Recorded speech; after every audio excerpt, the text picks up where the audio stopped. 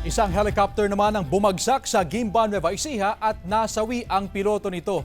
Pinagtulungan ng pulisya at ilang residente ang pagkuha sa biktima lalo't lagpas tao ang tubig sa binagsakan.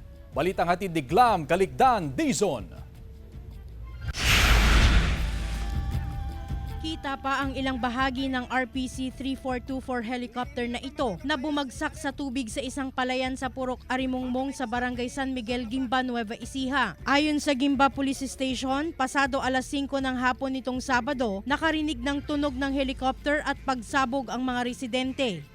At yun nga, nakita po yung isang light helicopter na nakalubog po sa sapa. Nung nag-conduct po tayo ng rescue operation, may nakuha po tayong isang katawan ng babae na patay na. May narinig akong malabog. Sabi ng mga pulis, sisirin na namin para may rescue yung sakay. Kaya yun, hinarap-harap namin. Nakahawakan ko siya. Mainit na siya. Sabi ko, naglubos na ako na yung matalim na bagay para matanggal po yung seatbelt niya. Baka sakaling may survive na namin.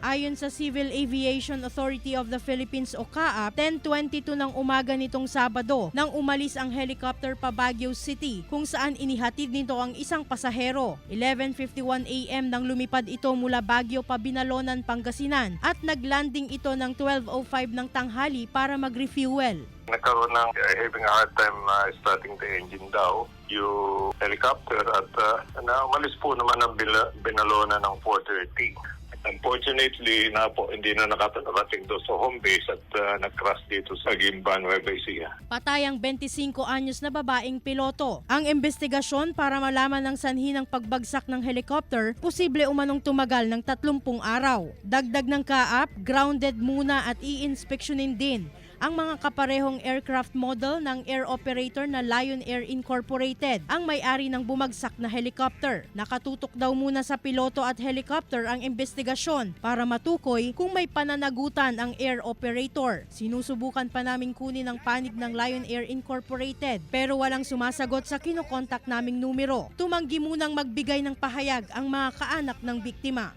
Glam Galigdan, Dizon, One North Central Luzon.